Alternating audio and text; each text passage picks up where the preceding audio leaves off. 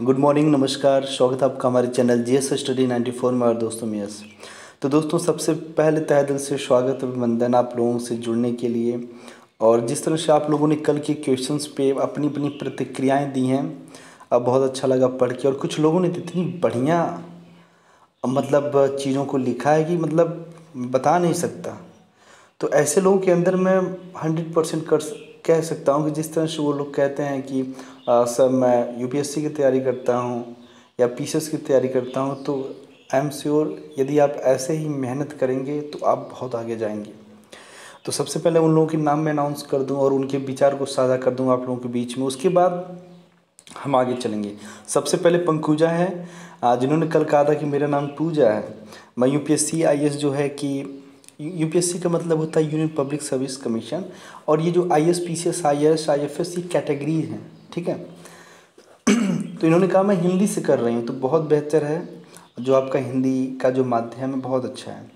उसके बाद मैं वीडियो 2 बार देखती हूँ। मैं रोहतक हरियाणा से हूँ, इसके लिए अच्छा भी है। रोहतक चलिए, बहुत अच्छी बहुत प्यारी जगह है। हमारा एक मित्र रहता था पहले, वहाँ पे काम करता था, तो उसके बारे में वहाँ पे बताता था। अब बात करते हैं दोस्तों फिर राजीव गिरी जी के बारे में। उन्होंने लिखा है सबसे ज़्यादा प्रॉब्लम गरीबों को हो रही है। जिस प्रकार से सरकारी कर्मचारी लापरवाही कर रहे हैं, तमाम तरह की दुर्घटनाएं हो रही हैं, तो आप लोगों को जाकर इनका देखना चाहिए। जिस तरह और जिस तरह इन्होंने ओपिनियन शेयर किया है, इस चीज़ को आप लोग देखिएगा, अपनी अपनी प्रतिक्रियाएं भी दे सकते हैं उस पर। और किस तरह से उन्होंने टू द पॉइंट करके लिखा है कि ये स्थितियां सामान्य भी नहीं होंगी, पलायन जारी रहेगा, गरीबी और रोटी का जो संकट है ऐसे ही रहेगा, और ग्रामीण जो अर्थव्यवस्था है, ठीक है, उसका भी पलायन रहेगा। ऐसे तमाम तरह के उन्होंने टॉपिक लिखा है, जाकर आप देखिए और उन्हें अप्रिशिएट करिए, ठीक है। उसके बाद है लिखा है संजय ठाकुर जी ने लिखे हैं, आप ऐसे ही वीडियो बनाइएगा। Okay sir, thank you. और ये बिहार से हैं। उसके बाद नागर एकेडमी है।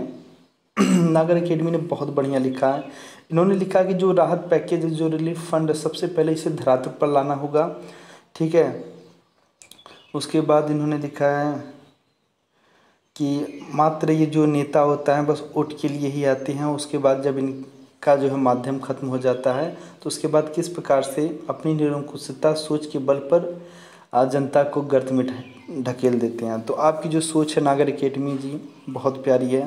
मैं फिर एक बार कहता हूँ कि आप लोगों को जाकर इनके ओपिनियंस को पढ़ना चाहिए और इस पर अपनी तरह जो भी आपके पास हो आप प्रतिक्रियाएं दे सकते हैं। उसके बाद माधुरी पटेल जी हैं, लिखते हैं thank you sir. Okay, thank you.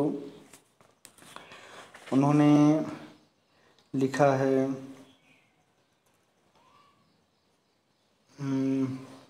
ये भूल गया जो लिखा था आपने। उसके बाद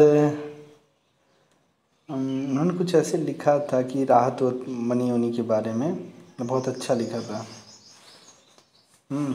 उसके बाद अनुराग जी हैं, जिन्होंने लिखा है, आप अनुराग मूंद करके थे वो, तो आप लोगों के लिए थैंक यू सो मच, ठीक है। इसी तरह आप लोग अपनी प्रतिक्रियाएं दें। तो चलते हैं आगे। सबसे पहले उन वाक्यों शब्दों की तरफ जिनमें क्षमता और कुवत होती है, आपको मोटिवेट कर सके। लिखा संकल्प की शक्ति से कुछ भी प्राप्त किया जा सकता है। संकल्प का मतलब होता है लगन, मेहनत। यदि आप में ये सारी चीज़ें हैं तो आप बड़ी से बड़ी चीज़ों को प्राप्त कर सकते हैं, चाहे वो एग्ज़ाम हो, जीवन का कोई भी लक्ष्य हो, आप पा सकते हैं, पर ये चीज़ें होनी चाहिए आपके अंदर। अब चलते हैं रोजगार के दाव खोलने वाला दाव। तो आज जो सबसे बड़ी समस्या है, जो तमाम तरह के कारोबार हैं, जो कंपनियां हैं, वो पूरी तरह से शट डाउन हैं या फिर लॉकडाउन की वजह से धराशायी हो गई हैं। तो उसे हमारे पास ऐसा क्या पॉलिसी है, ऐसा कौन सा मैनेजमेंट हम वहाँ पर इम्प्लीमेंट करें जिनसे वो आसानी से चालू हो जाएं, ऐसा कौन सा दाव लगाएं, उसके बारे में आज आप बात करेंगे। देखिए यहाँ पे लिखा है, और इसे लिखा है दोस्तों GN वाजपेयी जी ने, और ये हैं लेखक सेबी और एलओसी के पूर्व चेयरमैन है। बहुत बड़ी बात है, ठीक है। हाल ही में उत्तर प्रदेश समेत कई राज्यों ने श्रम कानून में बदलाव किए हैं। इस बदलाव की शुरुआत उत्तर प्रदेश के मुख्यमंत्री योगी आदित्यनाथ ने की। इसी के साथ उन्होंने कहा कि वह न केवल देश भर में फैले राज्य के सभी प्रवासी मजदूरों को वापस लाएंगे बल्कि उन्हें रोजगार भी दिलाएंगे। राज्य में 3 वर्षों तक श्रम कानूनों को निलंबित किया जाना भी प्रशासन की इसी तैयारी का हिस्सा मालूम पड़ता है, ताकि लौट कर आने वाले कामगार किसी काम धंधे में खप सकें। माना जा रहा है करीब 2 करोड़ से ऐसे श्रमिक उत्तर प्रदेश लौटेंगे जिनके लिए रोजगार की भी कुछ व्यवस्था करनी होगी। कई लबालब भी भरी रेलगाड़ियां में तमाम मजदूरों की तो वापसी हो चुकी है। उत्तर प्रदेश के साथ अन्य राज्यों में भी बड़ी संख्या में मजदूर लौट रहे हैं। सोचिए, आप देखे होंगे कि दोस्तों जिस तरह से मैं कुछ चीज़ों पर प्रतिक्रिया नहीं देना चाहता हूँ, क्योंकि वहाँ पे मेरा जो एक सेंसिटिव पकड़ है वो ख़राब हो जाएगा।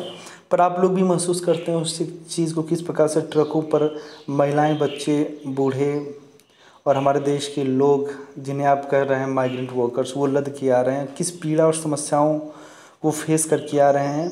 उस चीज़ को तो बेचारे वही महसूस कर सकते हैं। कुछ लोग टेम्पू से आ रहे हैं, कुछ लोग पैदल ही अपने सफ़र पे निकल पड़े हैं। तो राज्य सरकारों को और केंद्र सरकारों को सुनिश्चित करना चाहिए कि इस तरह की जो समस्याएं वो उठा रहे हैं उनके लिए तत्काल फ़ौरन किसी रिलीफ की ज़रूरत है।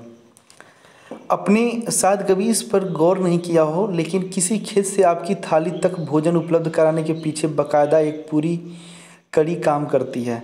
यह कड़ी है वैश्विक खाद्य आपूर्ति श्रृंखला, जिसे कूट भाषा में GFSC भी कहा जाता है। वैश्विक GDP में इसका 10% हिस्सा है और करीब 150 लोग इसमें कार्यरत हैं। इसे ऐसे समझ सकते हैं कि यूक्रेन के खेतों में जो गेहूं उगता है वह तुर्की को मिलों में जाता है, वहां से उसे चीन भेजा जाता है और जहां उससे नूडल्स बनाए जाते हैं, जो उसका प्रमुख आहार माना जाता है। दुनिया की 80% आबादी के खान पान का कुछ न कुछ हिस्सा किसी दूसरे देश से अवश्य आता है। इसी श्रृंखला के कारण हम अकाल, बाढ़ और महामारियों के बावजूद भुखमरी को लगभग मात देकर खाद्य सुरक्षा सुनिश्चित कर पाए हैं। आपूर्ति में स्थायित्व और संपूर्ण भारत में अनाजों की कीमत एक रूपता भी आपूर्ति श्रृंखला के कारण ही संभव हुई है। देखिए, इसमें ये बताया जा रहा है कि किस प्रकार से यदि आपके देश में खाद्यान्न ज़्यादा उगाया जा रहा है, प्रोड्यूस किया जा रहा है, तो उस खाद्यान्न को किसी दूसरे देश में भेजा जाता है।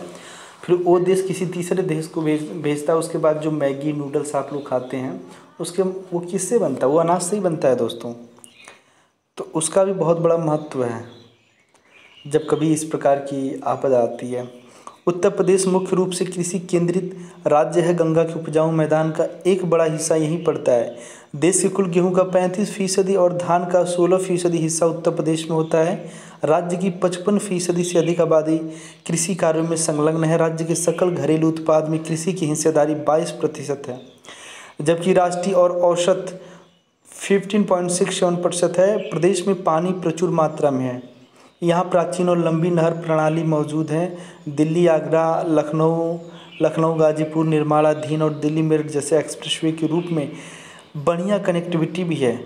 रेलवे नेटवर्क की पैठ भी गहरी है। सूबे के अधिकांश शहर वायु मार्ग से जुड़े हैं। ये सभी पहलू आपूर्ति श्रृंखला की बुनियादी ज़रूरतों को पूरा करने वाले हैं। कुछ यही स्थिति अन्य राज्यों की है। ऐसे में श्रम कानूनों को कुछ समय के लिए निलंबित करके साथ कई लक्ष्य हासिल होते दिख रहे हैं। एक तो इससे कृषि को औपचारिक उद्योग के रूप में बदलने की राह में अड़चनें दूर होंगी, तो उसमें पूंजी निवेश भी बढ़ेगा। तो दोस्तों, आप देख सकते हैं यहाँ पे जो फैक्ट एंड फिगर लिखे हैं उसे आप नोट कर लीजिएगा, क्योंकि उसका बहुत ही इम्पोर्टेंट लगता है। जब आप लेखन शैली या फैक्चुअल से रिलेटेड जो क्वेश्चंस होते हैं वहाँ पे आप इसको लिख सकते हैं।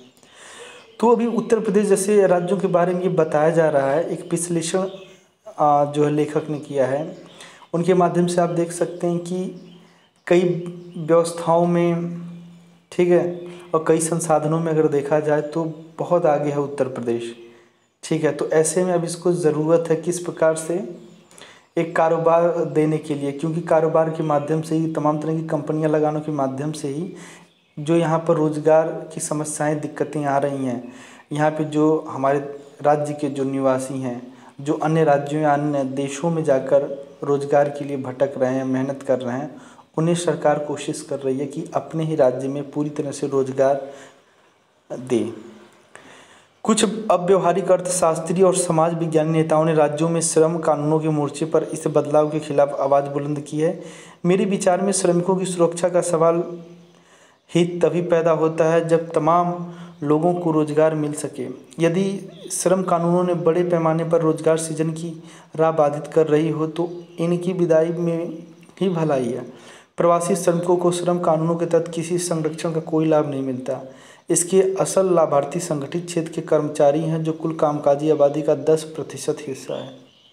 भारत में श्रम कानूनों ने बिगाड़ का ही काम किया है। इसका विकल्प यही कि आर्थिक वृद्धि से मिले राजस्व से आर्थिक सुरक्षा की दीवार बनाई जाए।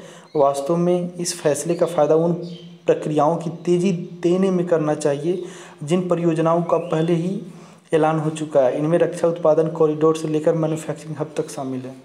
तो दोस्तों, आज राज्य सरकार चाहे किसी भी क्षेत्र विशेष की हो, ठीक है, उसे ज़रूरत है कि अपने यहाँ तमाम तरह के संसाधन विकसित करे, कॉरिडोर और मैन्युफैक्चरिंग हब बनाने की कोशिश करे, जिससे क्या है कि हमारे देश में जो गरीब और मध्यम वर्ग की तबका है, जो कई सालों से, सैकड़ों सालों से देख सकते हैं रोज़गार के खोज में किस प्रकार से दूसरे देशों या दूसरे राज्यों पर निर्भर है, जिस वजह से जो वहाँ उनके जीने की एक होता है ना, ज़िंदगी जीने की जो स्थिति है वो बद से बदतर होती चली जाती है।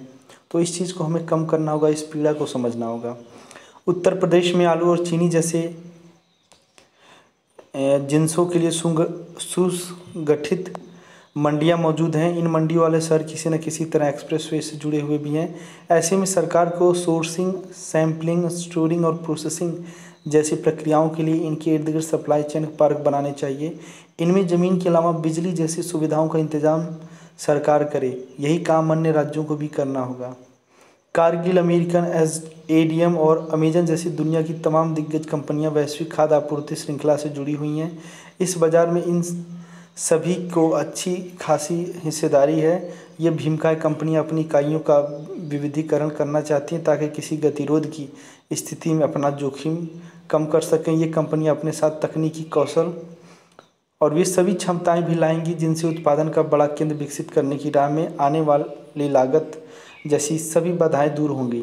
इन केंद्रों में सक्रिय छोटे मझोले उद्योग अपने दम पर लागत की इन बाधाओं से पार नहीं पा सकते हैं कि वैश्विक दिग्गज न केवल वित्तीय पूंजी लगाएंगे बल्कि कृषि को आधुनिक बनाकर उसे वैश्विक प्रतिस्पर्धा आपूर्ति श्रृंखला में मुकाबले के लिए भी तैयार करेंगे। तो देख सकते हैं किस प्रकार से एक जो उद्देश्य रखा गया है यहाँ पे, किस प्रकार से जो हमारे यहाँ कृषि की जाती है उससे भी आधुनिक बनाया जाएगा और तमाम तरह के जो रोज़गार जो कारोबार है उनमें भी तमाम तरह की जो कंपनियाँ डालकर आधुनिक बनाया जाएगा, जिससे जो है कि हमारे देश में जो विदेशी कंपनियां हैं उनसे वो प्रतिस्पर्धा ले सकें और अपनी स्थिति को बनाए रखें। राज्य सरकारों को अनुबंध खेती और कृषि भूमि को पट्टे पर देने के लिए तत्काल आधार पर कानून बनाने चाहिए। इससे छितराई हुई छोटी जोतों की समस्या से मुक्ति मिलेगी और कृषि उद्योग का निगमीकरण संभव हो सकेगा। ज़्यादातर खेतिहर आबादी के पास 1 एकड़ से भी कम जमीन है। इससे खेती उनके लिए आर्थिक रूप से लाभप्रद नहीं रह जाती। जनसांख्यिकीय आर्थिक वृद्धि, प्रति व्यक्ति आय में बढ़ोतरी, बढ़ती आकांक्षाएं, महामारी के बढ़ते चलन के कारण शाकाहार की ओर रुझान दर्शाते हैं कि अगले 30 वर्षों में खाद्य आपूर्ति श्रृंखला कारोबार कम से कम 50% की दर से बढ़ेगा ताकि अमीर आबादी की ज़रूरतों पूरी की जा सके।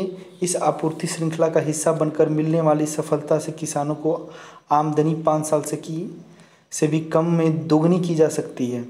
यह आमदनी तो किसानों की पिछले 6 साल से की जा रही है या फिर कहें कि आज़ादी के पहले से की जा रही है, पर जब से बीजेपी वादा किया तकरीबन 6 साल हो गया। अब उसने कहा है हर साल वो कहती है कि किसानों का जो है आय वो दुगना हो जाएगा, पर दोस्तों देख सकते हैं तकरीबन 6 साल बीत गया। अब उन्होंने कहा 2022 तक उनकी आय दुगना होगी।